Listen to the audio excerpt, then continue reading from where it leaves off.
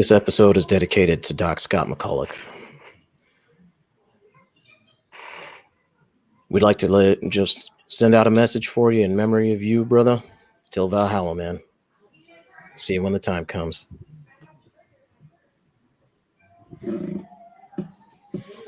Hey, everybody. Welcome back to the show. What is happening, everyone? Oh, boy. We got a little bit excited there. I did, yeah. It's all good. So, welcome, everybody. If you're new to the show, this is the Battle Bros podcast with Mac and Alamo. I'm Mac, and this guy over here, this is Alamo.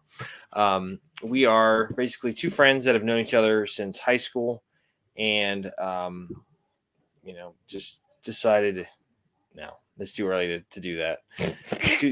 Just decided to kind of, do something to help our veteran community out, and, we said, what about a podcast? I don't know shit about a podcast. We'll figure it out. Right. It's just basically how all of our damn conversations go, which is just, insane. Yeah. So, kind of like a lot of our plans too. A lot of our plans are winged quite heavily. Quite heavily. The wing factor is pretty high. Oh yeah. Wingman. Absolutely. What's the name of that tech school? Like for people that work in aeronautical industry, it's like Wingmen Wanted Chronicles or some stuff. I think so. Yeah, something like that. Yeah, I think so. Anyway, then there's Emery Riddle too. Yeah. So, as we said, we put on this podcast. We've known each other for 20 plus years, and we just decided to do a podcast. And here we are on episode 12, and we do this every Friday. Can you believe it? It's been 3 months, man. Yeah, it's scary. I know it's scary, but it's like, did it go by that fast? It's like when you have kids, man. You're just like, what do you mean you're 7? What do you mean you need to have this or that? Or what do you mean you're starting high school? Crap, I'm getting old. Like, seriously, man. Freak out, dude. I know, man. No joke. It's terrible. I'm starting to get the pepper and whatever in my hair. Oh yeah. Yeah. That's been a thing for a minute, so. Yeah. But so 3 months that we've been doing this. It is probably, the highlight of my week outside of, spending time with my family and, talking to this guy right here. But this is where we just kind of get to relax, take it easy. Really? You're going to eat while we're on the show there? You're going to stuff your damn face? Good God. Rude. Terrible. I'm starving.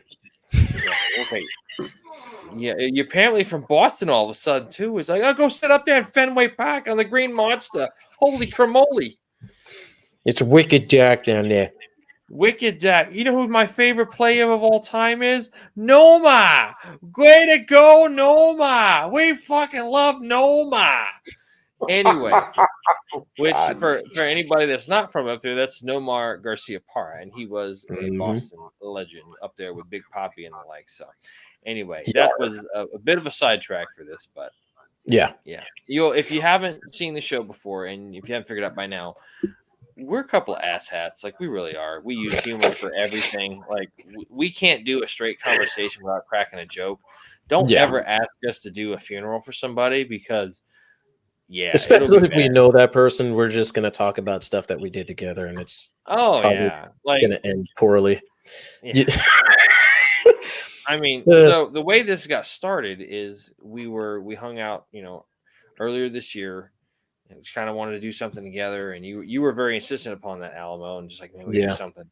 And then we found out that a friend of ours, a good friend of ours we used to work with, had committed suicide. So, and I know if you've seen the show, you hear this story all the time, but, it's kind of part of how we keep his story alive is, there's the guy, John, was just a funny fucker. Like, seriously, working with him, it was like never a dull moment. And when you'll hear a few things we do from time to time where it's like, like we just do nice.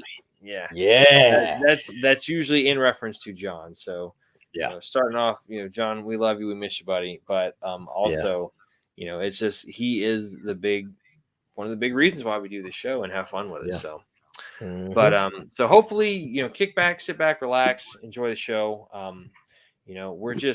We're not anybody special. We're just two regular ass dudes just talking about stuff, things that are bugging everybody, things that are on everybody's minds, or experiences that you may have had before that, hopefully we can help relate to. So absolutely. This week, I don't think is any different either, man. This week is pretty right on par for the course, man. So, oh my God. Yeah. It's one of those things where, you think about, in case anybody's wondering, we're talking about being stuck in a rut, or, kind of living life on autopilot, if you will, which, I mean, hell, it happens to everyone, from your average office worker to, your freaking grunt that's out there in the field waiting on the enemy to freaking come and shoot at him. So it's relatable. It sucks. And we're going to talk about it. What's great about, both of us having been, prior service members, we can discuss it in a little bit of a different way, because we're going to talk about it from the military side and then talk about it from the civilian side as well. So yeah, absolutely. So, but yeah, so again, hopefully, you like what we're talking about. If you do, at the end of the show, hit that like and subscribe button. Check it out. We are live every Friday night at 9:00 Eastern Standard Time on YouTube Live. And then we'll come out. The show will get, we have to kind of clean it up a little bit, edit some stuff, and then we put it out on the various apps. So Anchor, Spotify, Apple Podcasts, you name it. That's how it goes. So on that note, let's damn skibbity bibbity. Let's do this, man. So absolutely, brother. Go for it. All right. So looking into a lot of this, I mean, I kind of did some research into a few things, trying to kind of look for ways that we can kind of manage it, and there's a lot of stuff that comes with it. We'll start by going with our experiences. Like I'll start with the military. Like when I was active duty, and we were kind of just going through the motions and whatnot. For me, how that manifested itself was really just through, it's almost like, when you're training a specific way and you train to do a specific job and you continue to do it. It's almost like second nature. Call it maybe in combat, it's called complacency. You're just kind of going through the motions because, everything's kind of dull. And, for those of our civilian viewers or listeners, combat is not a holy crap, we're in a gunfight every single day type deal. There are what we call lulls in the fight. And you're not going to be shooting at enemy every single time. You're not going to be, kicking indoors, getting people every single time. A lot of the times, hell, it could be something from PR down to just talking to the people, which, I mean, for me in Iraq, that's, what it was. A lot like our guys, when we were over there, we exercised on PR. PR was winning hearts and minds, and I can't really say that we were always successful at that, but we did our best. And it was just, when it comes down to the complacency, this is where it started manifesting itself. It was, you would kind of focus off, and, it was like, oh yeah, we got somebody coming. Oh yeah, but, yeah. Oh, hello. No, stop. And we would essentially kind of go off into like la la, at least in my personal opinion, I would go off in la la land, and kind of just daydream a little. And I mean, in combat, you want your wits about you. That is not the place to be doing something like that. And the detrimental way that could come back and bite you in the ass is if you're not paying attention to what you're doing, or if you're daydreaming in la la land. You know what I mean? You could probably get yourself or others killed because you're not paying attention to what's going on around you. And that can happen. That can happen quickly. And it does. Oh yeah. It hits the fan real quick. And you know, and I'll say that I was guilty of it. Not all the time, like it, but there were times where if sometimes it felt to me like we were not in a place where we could do the best job. Um, Now, I think I've talked about it on a previous episode before where, you know, I was talking about how, you know, my platoon specifically, we were really, really good at finding IEDs. And because of that, EOD always rolled with us, or they were always in close proximity to, you know, be able to get to us in a fairly quick manner where they could come and blow something up. You know, let me interrupt you real quick, Alvin. Yeah, go ahead. Go ahead.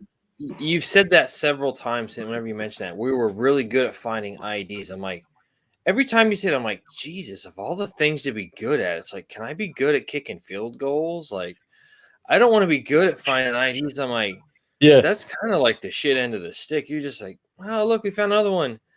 Yay! All right.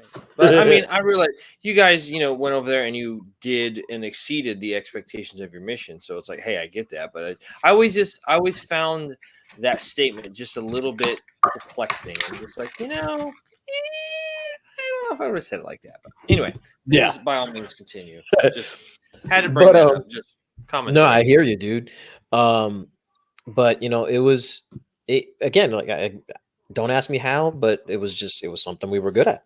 We were really good at finding it, and again, because of that, EOD was never but a freaking radio call away, which usually meant they were like maybe 10 mics civilian listeners, 10 minutes from us, and they were able to roll in and, you know, kind of, you know, do their job.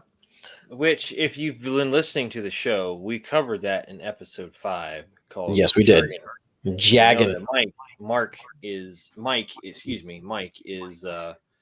know, that's the slang term for minutes. So, yeah, no excuses. Exactly. Continue on.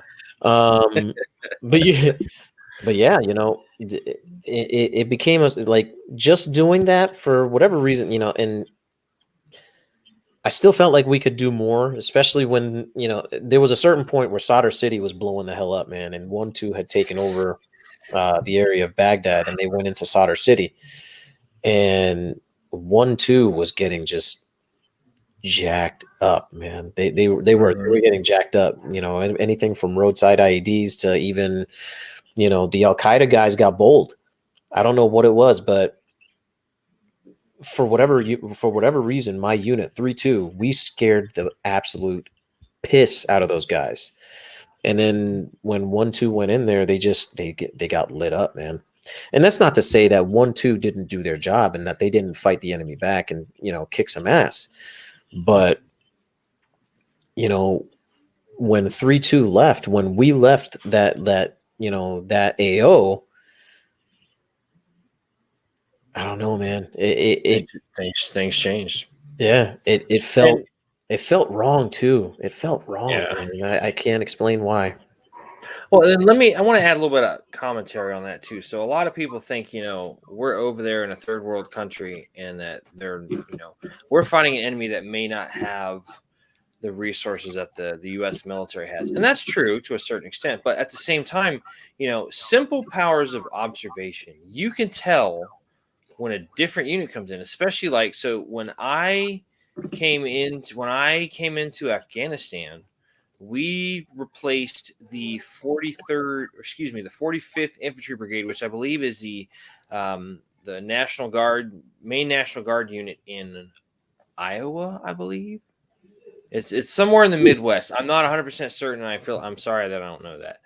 But then when we left, we got replaced by the 76th Infantry Division, and I forget. I want to say they're out of Indiana. I'm not 100% certain, but you know, when we wear those, you know, you wear that unit patch right there on your side, you can tell if it's different. Everyone's is distinctive, and they're going to pick up on that too. You know, I mean, hell, when we came in, we were wearing ACUs. The old guys were still wearing the old 3-color DCU stuff. So they're like, oh, okay, these guys are new. Like, assalamu alaikum. Watch these guys. You know, like they're not going to be, a lot of people think, oh, they just don't know what they're doing. They do. And the minute and you can go back and look at The Art of War by Sun Tzu, like the minute you underestimate your enemy, like you're asking to collectively get your ass kicked. So one thing, just some commentary on that, man. Yeah, one thing I will say we did have going for us was that the Punisher skull is something that we had on kind of sprayed on pretty much most of our vehicles. But that's because when our unit was in Iraq, the first time around, when we were first to 24th Infantry Deuce 4, our guys went over there and, let's just say we had some freaking hardcore sons of bitches in our unit. Guys that, were out there and they kicked some ass and took some names, man. But the unit earned a reputation that deployment. And when we returned, we were one of the few units, if I remember correctly, one of the only units at the time in country with the Punisher skulls on our strikers. If you will, the unit's reputation kind of preceded them. And I often wonder if maybe that's part of the reason why the enemy didn't, because we had some engagements, a few of the engagements I was in a vehicle. My one engagement that I did shoot, that I was able to actually fire my rifle back, and I was on a rooftop. Let's just say that rooftop engagement put into perspective just how real the possibility of me getting shot was. Oh yeah. It was interesting. And I remember asking, if I remember correctly, I'm pretty sure Hartley was up there. I don't know if he's listening to it. Like, brother, if you ever do end up listening to the show, still love you, man. And by the way, thanks for the cigarette on the roof. Yeah, looking at those holes in the wall, when facing the other direction from, where it was coming from, it's something different. But getting back on topic, in civilian life, man, I think it's very easy to tell when I'm, like zoned in and on autopilot, kind of just going through the motions. Again, it was one of those things. First step is I go into La La Land, and it's very weird because I'm able to still perform my work tasks, almost as if like I'm an automaton, kind of just like, oh yeah, but I have some kind of a conscious, and I'm thinking to myself like, why am I doing this? There's gotta be more, and it's a really crappy feeling. Yeah. To be sitting there and thinking to yourself, like, because I've said it before. One of the main thing is like when you're in the military and you exit, and you had a mission, you freaking executed that mission. You did it to the best of your ability, and you had your buddies there with you to complete the mission and get it done. But when you come home, that structure is gone. That support structure is gone. You don't have any of that. It's just you. And it's just you. And when you're dealing with just you in the civilian life, and you're trying to figure out, what to do, sometimes in the meantime, when you're doing, like, for me, for example, I will sit there a lot of the times because, for me, this Battle Bros podcast is a passion project. You know what I mean? And I'll find myself thinking more about the show throughout the week than I am about my actual work. And I find myself, and there's a detrimental part to that, like actually, there was an article I found that again, because we did some research, there was an article I found. It was called The Dangers of Running on Autopilot. And what it found was, which actually really caught me off guard because I found myself making some of these mistakes too, was let's see. It says, actually, I'll quote one portion right here. It says, running on autopilot all the time allows for unplanned reactions to unplanned reactions to external stimuli before complete processing of the information. And these unplanned reactions make you feel out of control because they seem to happen without your permission, and they feel so powerful, leading to an increase in anxiety, depression, and because of the increasing in impulsivity, addiction. Now, with one of those, that's just one article, and I found a few. I kind of compiled the most pertinent ones together, but there's a lot of truth in that statement. How many guys in the military do you know that they come out and the first thing they do is just, you know, and you know, it's not to like really glorify drinking. Like, I'm glad I calmed down when I did, because it was getting out of control. It really was, and it was affecting. And sometimes it still can affect my ability to work. What I find actually addicts me, or excuse me, what I find I get addicted to right now is trying to find something new to do. Like, trying to find something new to do has been my new addiction. Like, I have to occupy my mind, because when you're in that mindset of a military man or woman, you have a mission. Well, where's your next mission when you get out? What is that next mission for you? You know what I'm saying? And if when you get to your job, career, whatever it is you're going to do, and you're finding that not only is it not meeting your expectations, which, you know, it's nowhere near what you would have expected, it gets disappointing. And that's when, you know, it starts just, okay, I'm going to work. And you get up, brush your teeth, take a shower, shave, go to work. And I got to do this task. I remember somebody saying that there was an how did they put it? They said that the word job is an acronym. You jump out of bed to be just over broke, but that kind of alludes to that same kind of mentality. It's like, let me go put my shirt on. Yeah. Let's do this. So I get that. I can totally, and like you said, man, we've all been there. Civilian life, military life. Yeah, absolutely, man. And it's, but that's where I find myself sometimes, is that my new addiction now is finding something better to do other than what I'm doing currently at work. And God, I hope my freaking coworkers don't hear this crap so that they can tell on me or whatever. But that's why sometimes you're protected under the First Amendment. So yeah, that's why sometimes I break shit.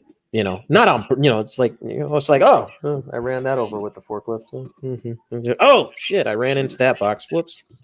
Or I dropped that. I gored a guy with the blades on the forklift. Sorry. It's like, oh geez, oh, look at all that blood. Oh, blood. Oh God. Let's okay. We'll did a little bit of a dark turn there, pal. Let's reel this shit back in, okay? But yeah, man, that's kind of my thing, like, and that's where I've been lately. Like, I have been in autopilot and I've had to catch myself. But we'll discuss the more positive ways to kind of rebut that and kind of fight it a little. I want to hear what you got, brother. So I'm going to start off by reading the second article that we were looking at. So this article is it's basically 10. What is it called? It's 10 signs you're living on autopilot. And, it's got some good information here about how this was done and whatnot, but it kind of just gets to the nitty gritty, and it's a nice boldface. So here's the 10 signs that you're living in your life in autopilot. So number 1, you dread the day ahead. You wake up and dread the day because there's nothing you really look forward to. You don't feel excited or inspired to get the day started because you have a pretty good idea of how it will go. Number two, preach. Number two, your daily routine is predictable. You could practically tell someone how you'll spend your entire day a month from now. For example, you could tell them exactly where you'll go, what you'll do, who you'll see, and what you'll eat. So I'm going to take a quick just pause for just a second on that. I was talking to a very good friend of mine. They live up in Pennsylvania, and they work for Lockheed Martin. And they told me that they work on an assembly line where they are taking different pieces of wiring harness and soldering them together, which goes onto a computer chip or some kind of circuit board, and then it goes as part of a Hellfire missile. So, this person is not in the military, but they're still helping the whole defense system and all that kind of stuff. And I was like, wow, that's awesome. And they were like, yeah, the only bad thing is you're looking under a microscope like this, looking at all the stuff you're soldering for 10 hours a day, and you can't listen to music because they want you to be focusing. And this person was like, well, I already said she's like, the thing that sucks is I'm the kind of person where I enjoy music a lot. Yeah. And it helps me. She's like, I will admit, she goes, I'm an overthinker. I'm just constantly doing this kind of stuff. Thinking about this. Yeah. Overthinking is not good, man. I'm guilty of that so much. Yeah. Oh yeah. Me too. So, she's like, I overthink for 10 hours a day. And it's just mentally draining. I come home, I need a shower, and I'm just like, but that's all you can do because you find yourself exhausted when you're originally freaking energized. Yeah. And like it's a 10-hour day of just sitting there under a microscope. I was like, I can't imagine. It's a wonderful job. She's extremely happy what she's doing, and she's blessed for the opportunity and stuff. But she goes, yeah, there's days where I'm just like, whew. So. All right, so get back on track. So number 3 of the top 10 signs, you do things without thinking. You take action without stopping to think about what you're doing, how you're doing it, and why you're doing it. Your decisions and actions have become so automatic that it takes little to no thought at all. So let me just kind of go back, and you were talking about the whole the combat mentality, how you do things without thinking. So coming from a background in training with one of my other business, employment opportunities that I've had, there's a saying that we've used in the military, and then also I've used in this business that I was a part of and still am. Train like you fight. So basically, the whole idea is that you train like you fight. So when you do get into the fight, it's just as common as training. So to a certain extent, yes, you do want to have just that autonomous reaction because you've trained that your way to react to that certain stimuli. Okay. Like the first thing we do if somebody else is incoming, the first thing or if you hear that artillery simulator or that artillery noise, like that whistling of something, get cover. You go incoming, you get down from there, look around, make sure everybody's okay. If you need to get out of dodge, distance, direction, move out, off you go. So, there is a little bit to be said about that when you do things without thinking in a certain respect of being able to react to certain stimuli. So I don't think that's not necessarily a bad thing all the time, but just throwing the input in there. Number 4, you can't seem to put your phone down. Now, see, that's something. Yeah, like there's been a couple of times in the past couple of years. Like I've only been on Facebook personally for like 4 years now. And there's times in the past year where I'm just like, I'm going to put my phone down and just not get on Facebook for a week just to kind of unplug and get rid of that social media anxiety and all that, that junk in the air. And I tell you what, like it's a nice week. It sucks because, you're not up to snuff on things, but at the same time, you just unplug and you're just like, oh. So if you get a chance to do that, do that every so often. Just get that social media cleanse going on. Ooh, I like that. The social media cleanse.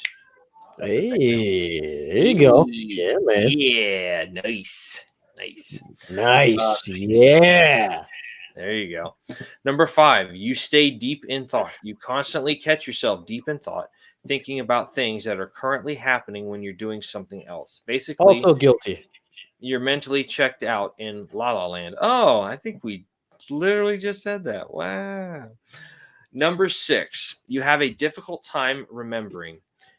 You are not fully present in the moment and don't remember doing activities like driving, eating, or having that conversation you should have remembered.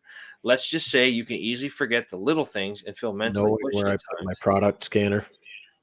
Well, that, and I've heard of people saying like they're just thinking, and like they'll be driving and they'll start off like at one point, like I did it once myself where I was in the car and I was out on Highway 60 in Brandon, out by where the movie theater, the original movie theater in town was, over there, AMC. Yep. And I ended up like out in like the east side of Brandon, almost into Valrico. And I'm just like, how the hell did I get here? You know, and it's kind of like it's like being it's being conscious, but like blacking out to a certain extent. I mean, Yeah. and it's the strangest, but it's also an eerie damn feeling. You're just like, oh, that's not good. Like that's awful. So moving right along. Number 7, you can't seem to let go.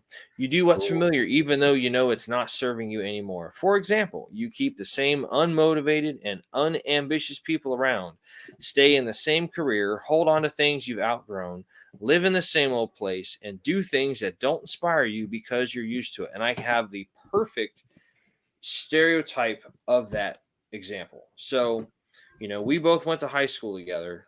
By the way, thank you for joining, Nicole. Oh, hey. Is it comments?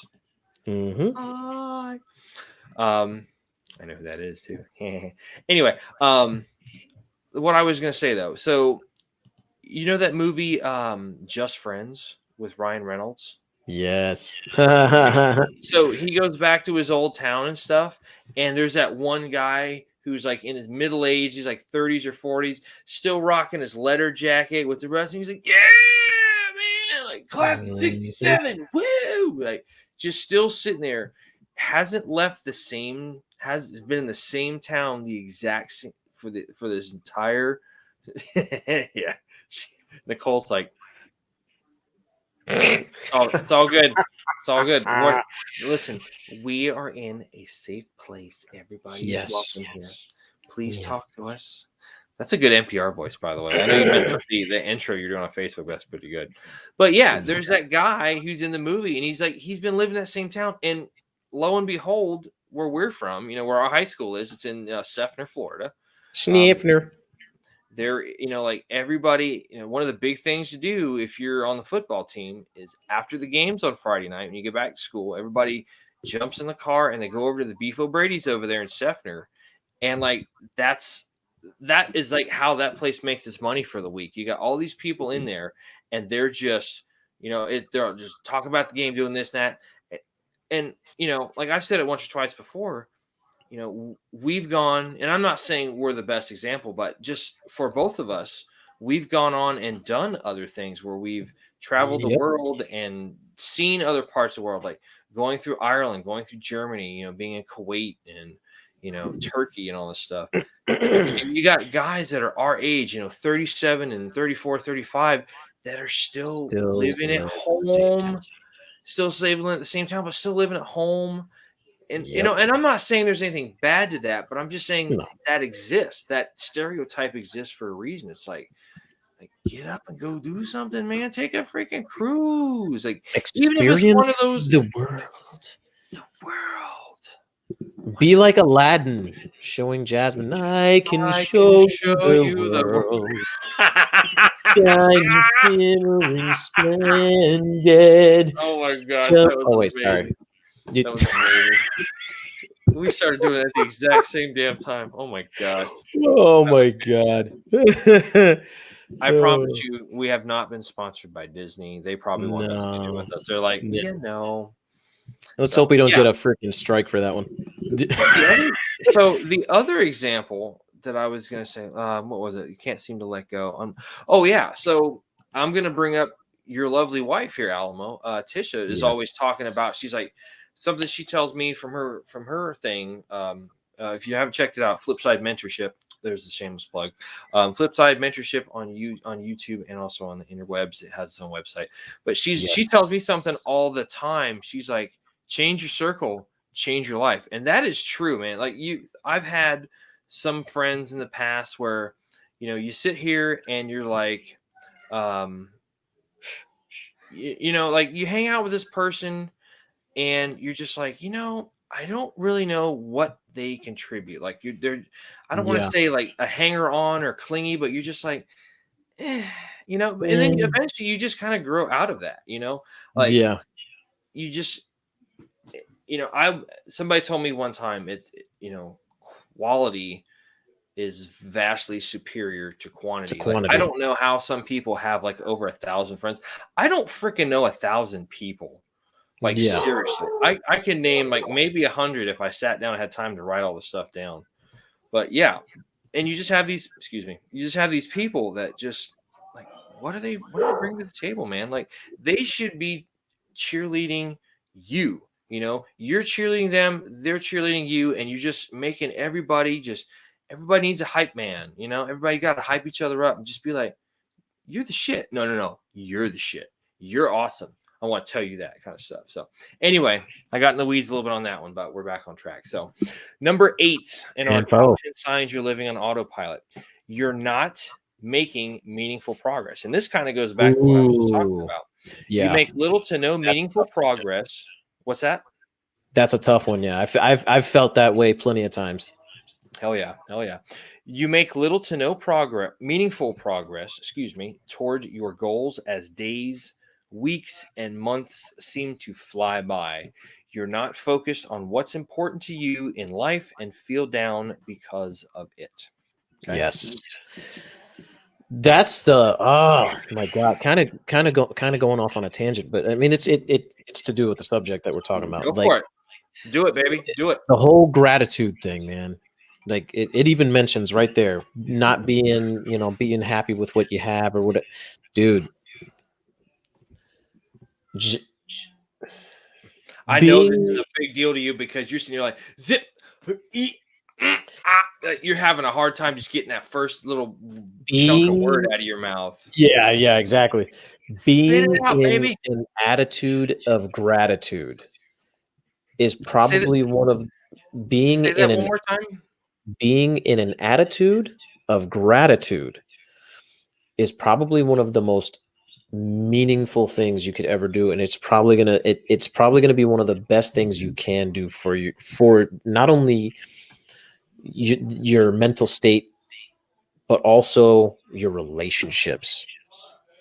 Attitude of gratitude. I'm about to write that down. That's some motivating shit right there, man. An attitude of gratitude, and that's the thing right here. Like we're talking about, that right there. Like I had to learn the hard way that when you don't have an attitude of gratitude, and when you don't live life being thankful for the things you do have, as opposed to the things that you don't, you end up changing your atmosphere. You change things around for your family, and yourself, and you change your circle as well, because you start by, I guess, call it the law of attraction, or in my personal opinion, God's changing the circle around you.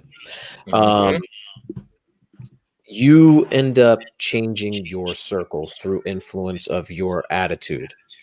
And there was a really good quote that I found that it said, I can't remember, but it was really, really awesome. Like basically it said this word, adds up to, 98%, like, but this word adds up to whatever.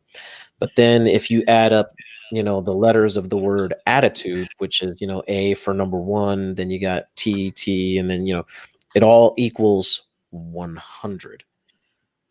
Which means each letter of the alphabet has a numerical numerical value of the letter in order, right? Correct. So A being 1, B being 2, and then Zulu being 26. Actually, I'll write it down real quick just for giggles. Well, just for shits and giggles. Let's see. Where's my pencil? I got boy. Yeah, but that's all great, Alamo. But you got to understand that people might not be watching this when they listen to this.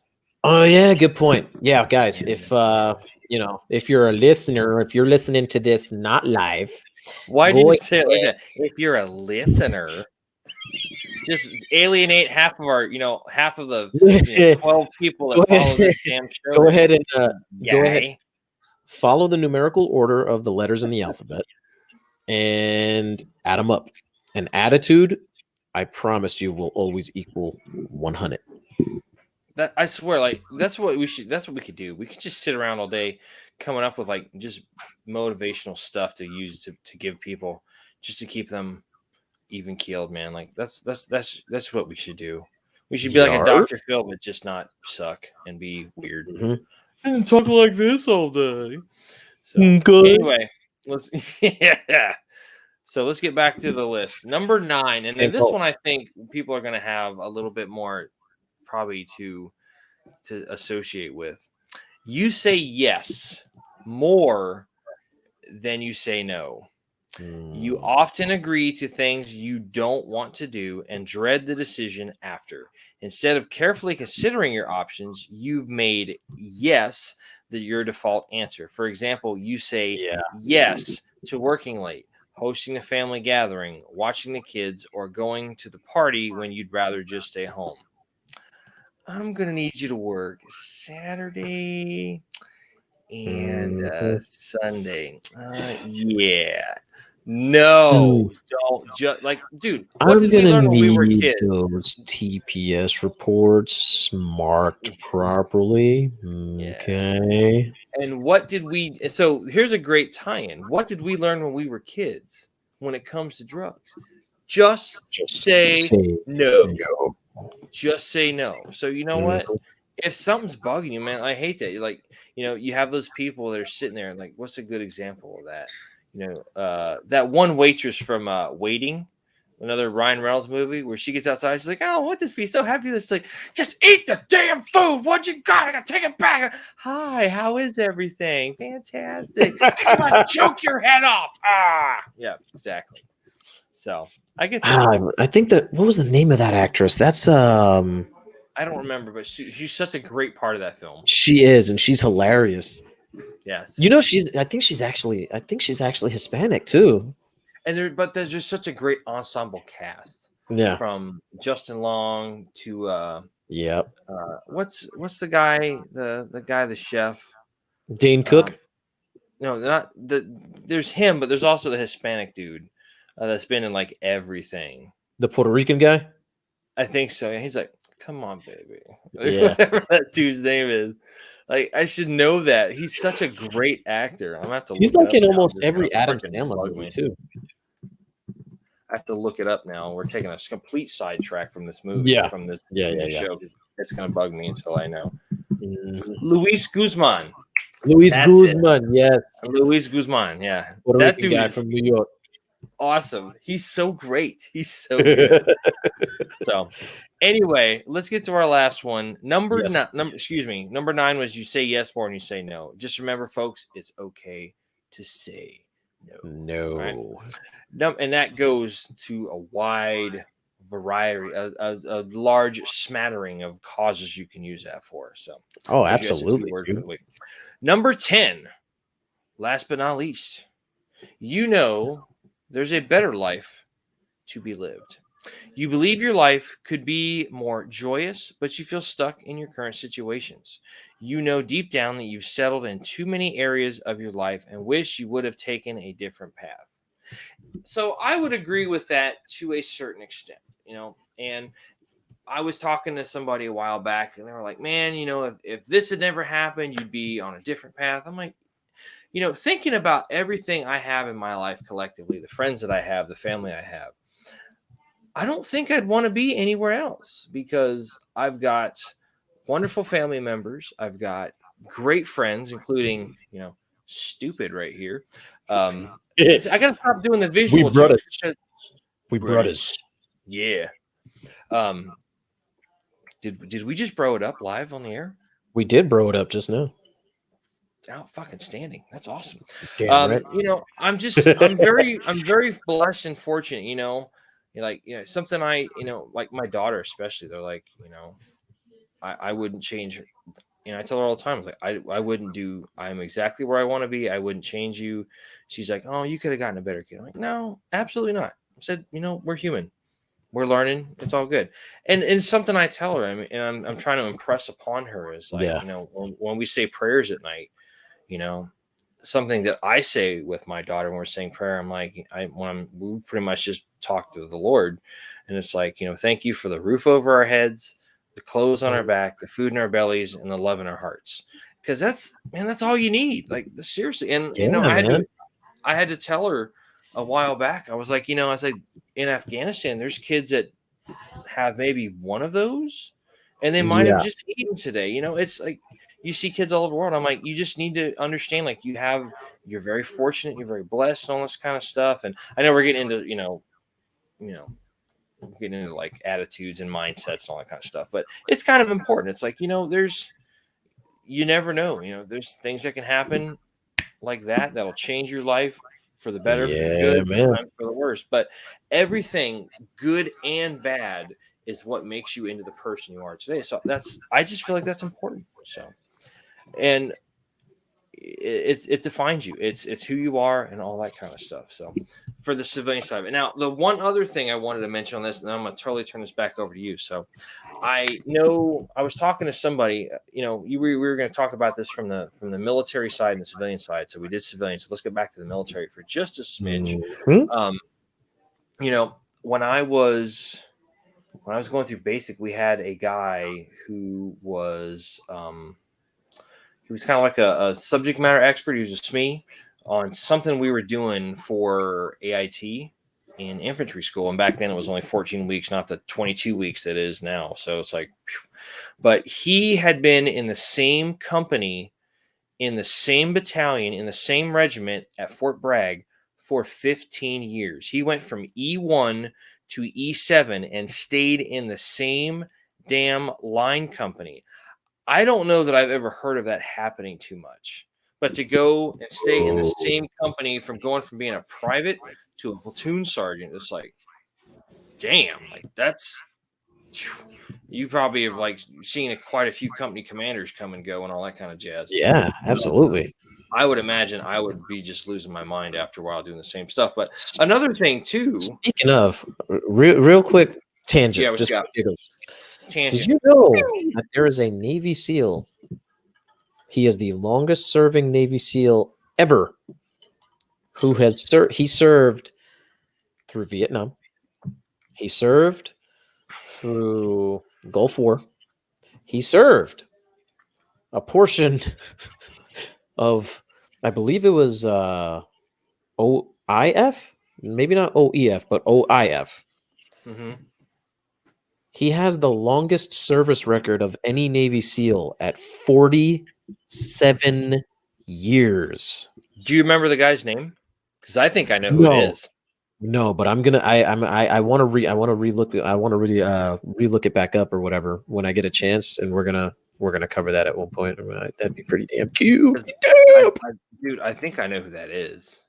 Yeah. So there's actually a term when you're talking about Navy, and this is again going off tangent. When you're talking about the SEAL community, there is a term that they use for the guy who is the longest serving SEAL at that time. He's called the bullfrog. So because all of the SEALs are called frogmen and all that stuff, you know, coming from the underwater demolition, the UDT background and whatnot. So let's see, military. I think it might be.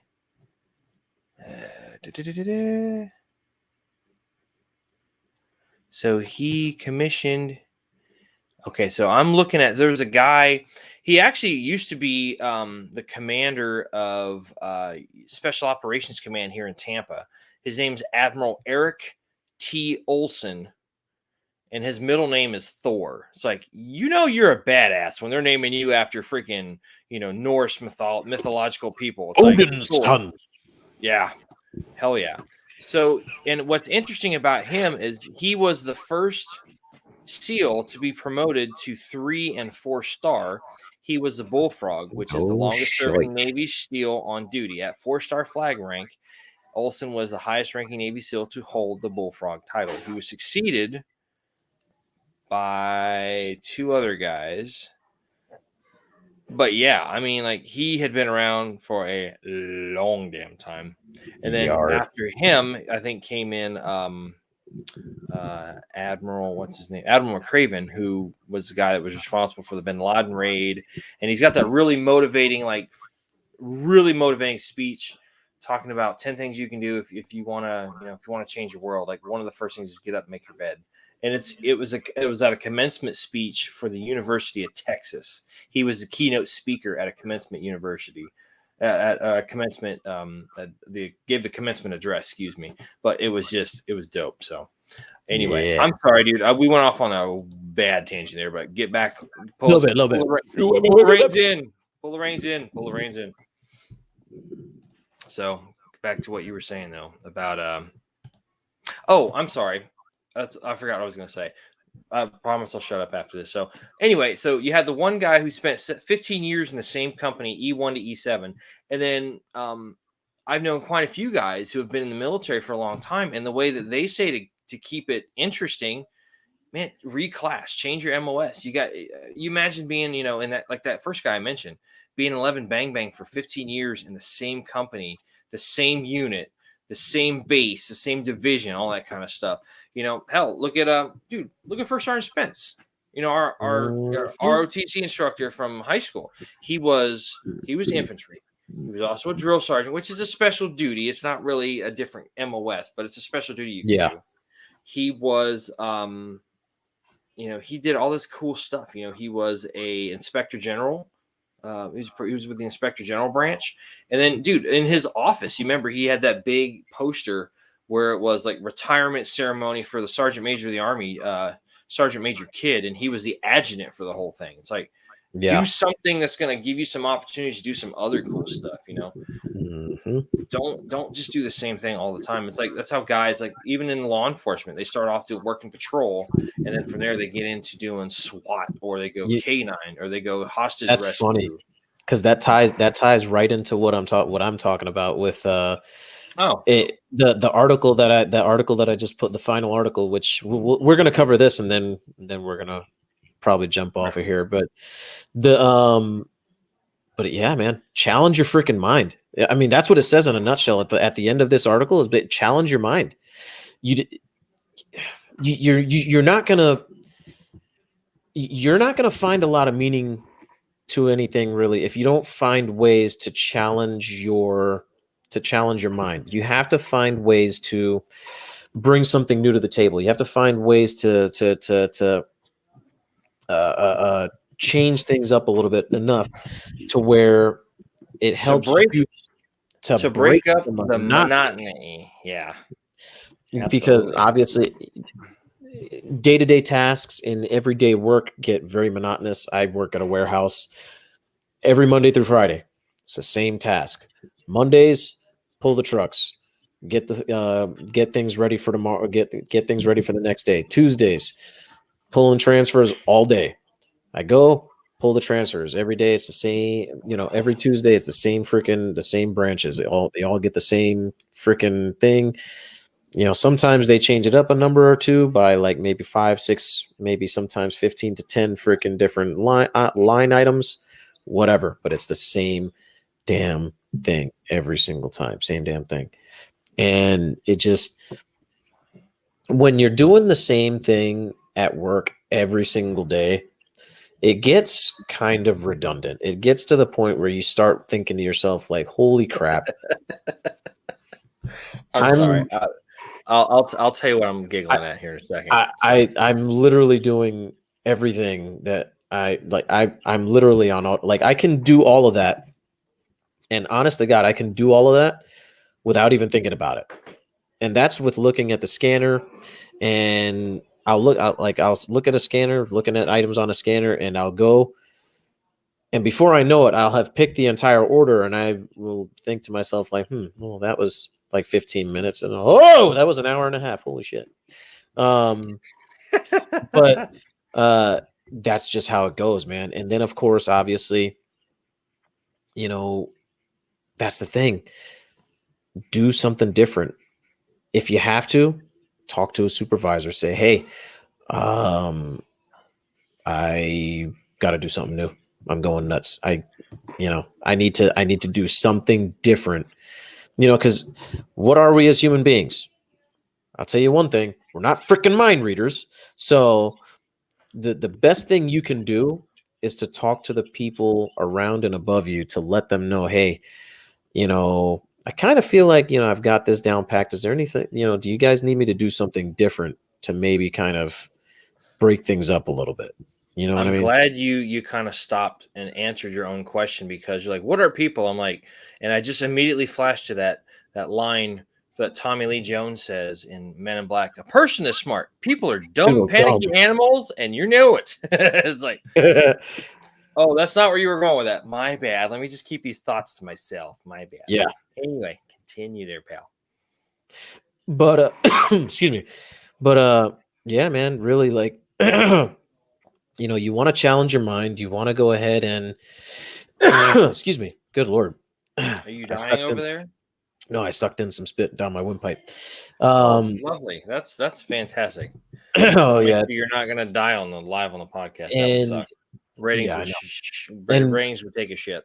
One of the final things it says is set goals for yourself. If you are stuck in a rut where you're at and you want to get out of it, you have other things you want to do. Set your goals. There's no more powerful of a gesture than writing down excuse me, Jesus. Dude, writing down. You gonna live? Yeah, I'm good. You good? Yeah, I'm good. Writing down your ideas, writing down your goals, and setting up kind of like a guideline for, your true north. What is your true north? What is your why? Where are you going? Write it down. If you have to, write it down like 6 or 7 times. Jesus. Well, that's happening right now. So let's leave you a chance to just breathe for a second. I'm gonna tack on to what you were talking about. Okay. Move the boom out of the way if you're gonna be hacking up a lung there, dude. And just save it and pack it on ice. We'll reattach that shit. We have the technology. No, so what you were good God, what you were talking about, yes. What you were talking about doing the same thing over and over again. So I can kind of give 2 examples of that to kind of tie into what we were talking about, and they're both civilian. So when I started giggling earlier, I was thinking about those days that we worked, you, me, and John all worked together, and it would just be those long days on the weekends where we had just customers stacked asshole to elbow just all the way through the store all day long, because it was a weekend, and we're just like, oh my God, like, and it was just the little things that John would do to just break up like not me, like playing the old boop boop game and all that, playing this stuff and the cash register and the cop machine. It's just like that was awesome. Speaking of the boop boop game, there was a time where he goes, yeah, dude, I think there's something wrong with my shoulder. Just like, bam. And I was like, I never heard. And he got me. Oh, yeah, that's so good. Oh yeah, he got me good. He got me good with that son of a bitch. You son of a bitch. You son of a bitch. There we go. Wow, but it was awesome.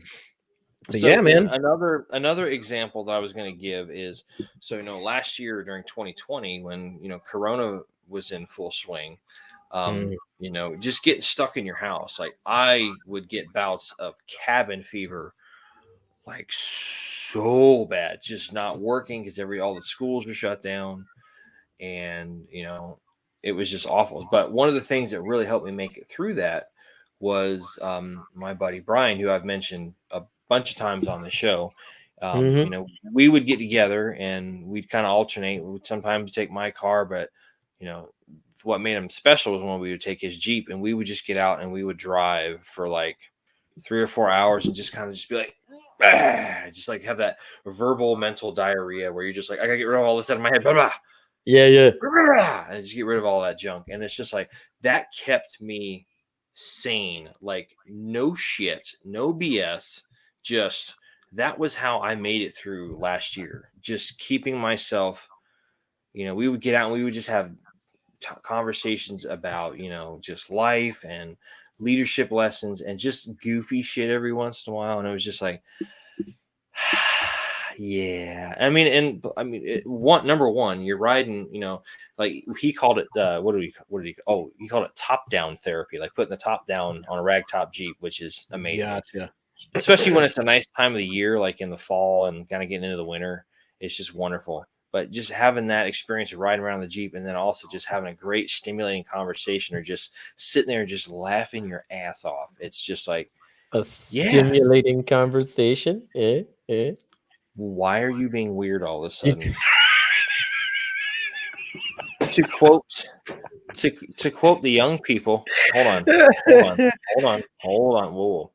To quote the young people, to quote the young people The now. young fecal. Shut up. Okay, this is what you're doing to me.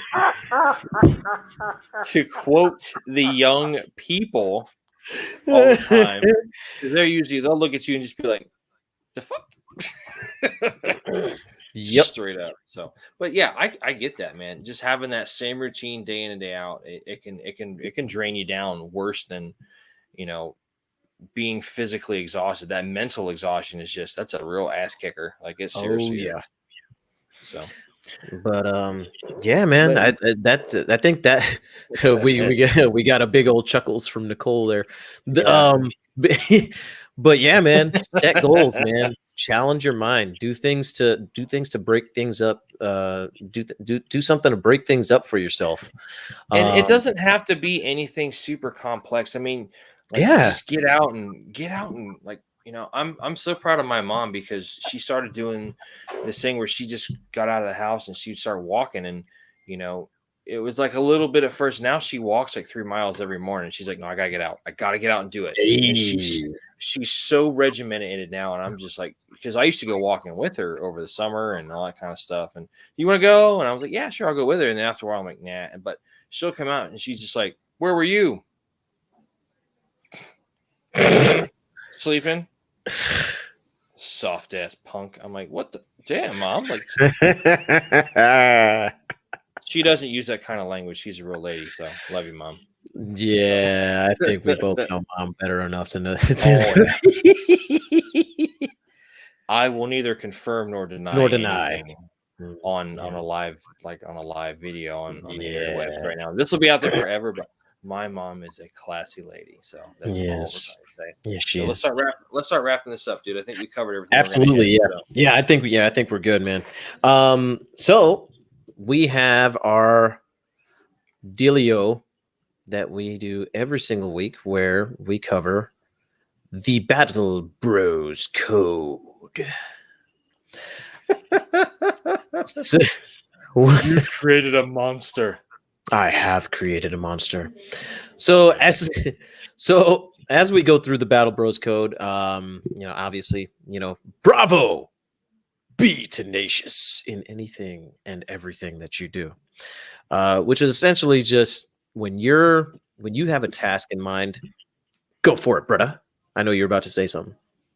No, I was I was thinking of a video of I was thinking of a video, you know, that John Burke and Yusha Thomas, where they're talking about stereotypes of like the commander's first time.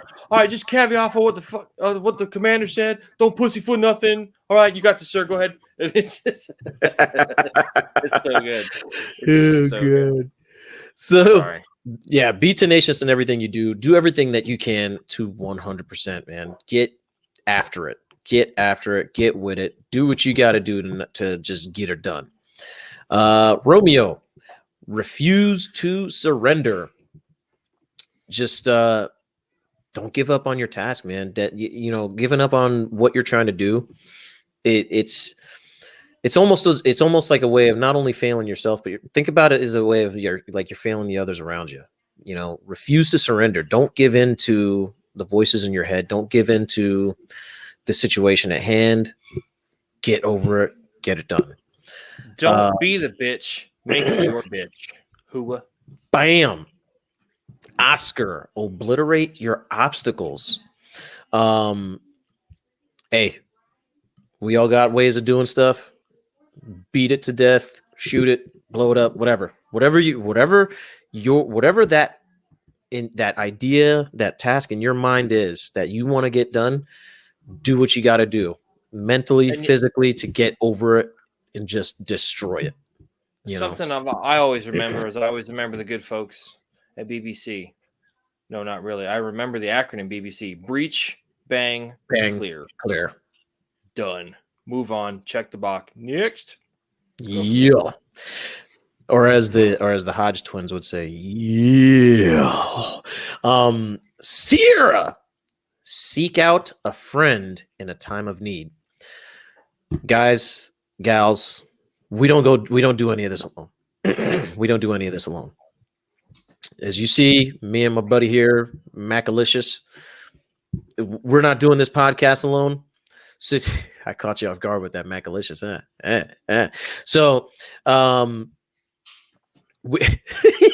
seek out a friend in need.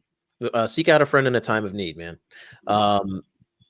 We don't do anything and we don't achieve anything and accomplish anything by ourselves. We're always with somebody, whether we believe it or not. We are not loners. Human beings are not set up to be that way. We have never been set up to be that way. We're not geared that way. We're designed for creatures. We're designed for relationships. So if you're having problems, if you're having issues, if you feel like you can't go on, contact a friend. Reach out to somebody. You're not alone in this. Nobody is alone in this. There's always somebody to talk to. And, that's one of the things that we have to remember is we don't go through anything alone. If as a reminder, just for everybody, we've been going through this month. So September is actually National Suicide Prevention Month, and this is going to kind of tie in here in just a second. So as we were saying, if you need somebody to talk to, reach out to a friend. If there's no one available, there are options and resources you have available to you, and one of them is the National Suicide Prevention Hotline, which he's going to put up on the screen here, 1-800-273-8255. Again, that's 1-800-273-8255. And, like we say all the time, pretty much almost every show now, you don't want to solve a temporary problem with a permanent solution. Okay, there are ways you can get around things, and unfortunately, like we mentioned at the beginning of the show, our good friend John, is one of those folks that went that route. And there's another reason, that's part of the reason why I wear this bracelet every single day. There's 22 veterans a day that commit suicide, and it's just way too fucking many. One is too fucking many. Okay, and this is not something that I'm going to apologize for. It's not something I'm going to be nice about. This is a fucking epidemic. This needs to change, and this needs to stop. This is just as important as anything else out there, whether it's coronavirus, the opioid pandemic, whatever you want to say is, or whatever you want to contribute. But this is just as much of a pandemic as anything else. This is like, and what's sad, bro? Shit's got to stop. The numbers have gone up with the pandemic. It's got to stop. I mean, and there's a lot of reasons why. I mean, the big thing is just not having the interpersonal communication anymore. People are just so cut off and isolated. Reach out, seek out a friend. Seek out a friend in time of need, but just seek out a friend, man. Call people up, talk to them. Just say, hey, I just want to check on how you're doing. Like somebody sent a thing on Facebook a while back, and they're like, hey, man, I'm just doing a roll call. I want to see who's good. I want to see what's all good. A buddy of mine lives in another part of town. He's like, what up, homie? You good? And I'm like, yeah, I'm good. I'm better now that you checked on me, but not that I needed it, but I'm good to know that you're looking after me and shit. So, but I'm going to turn it back over to Alamo because he's got some final stuff that he wants to add in kind of with the beginning of the show and what we just talked about. So, Doc Scott McCulloch. I actually ended up finding out about it today. I didn't realize that this had happened. This was back in May. It was a few months ago. He ended up also being a part of the statistic, unfortunately. I don't know the full details. I just know that it did happen, unfortunately. Doc was a good guy, man. He was in the medical platoon in my company when I served overseas.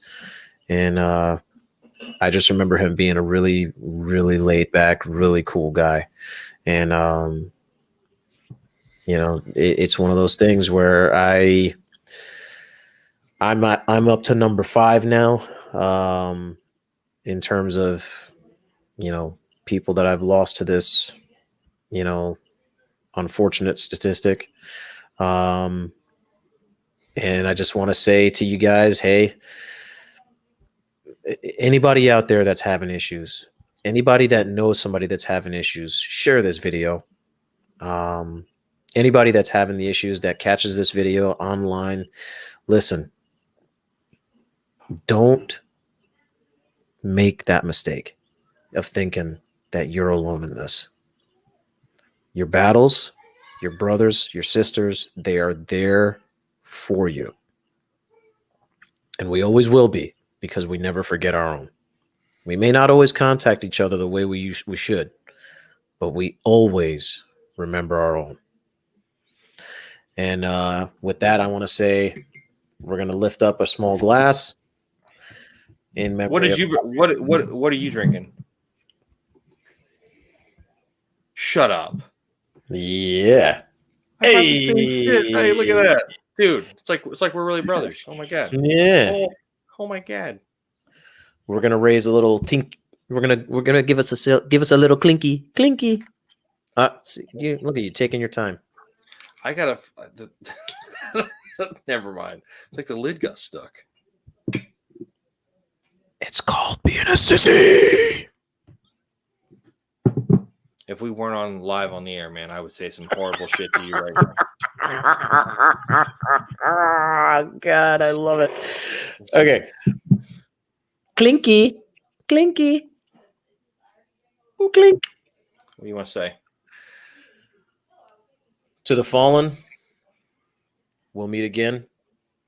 Till Valhalla, brothers and sisters. Till Valhalla. Ooh. Smooth. It's not good. Sissy. No, it's been sitting here on the desk in the office for a while we were doing the podcast. I didn't have it on. Oh, so it got warm on you. It got warm. That's the best way to drink it, is warm. No, it hurts. It hurts. So it's like somebody sprayed a freaking lighter fluid down my chest and it just. Oh yes, isn't that like the best feeling in the world?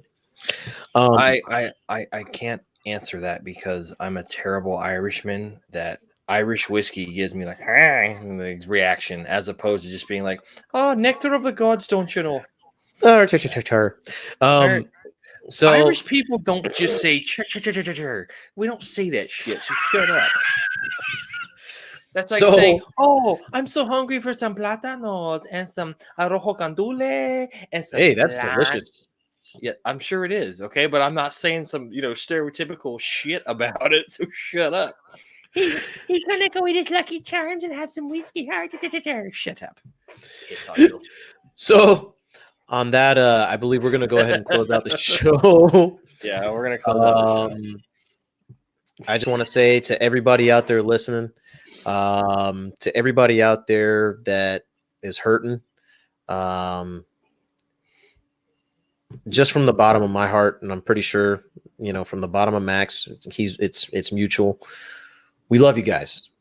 We want you to know that even if you don't join us live on the show, we're an open platform. Okay. Contact us on the Instagram, contact us on the Facebook, contact us live when we're on the show. We're here because this show right here is meant to be a community. We are growing. We know we're growing, and we're going to continue to grow because that's what we're looking for. We're looking for a place.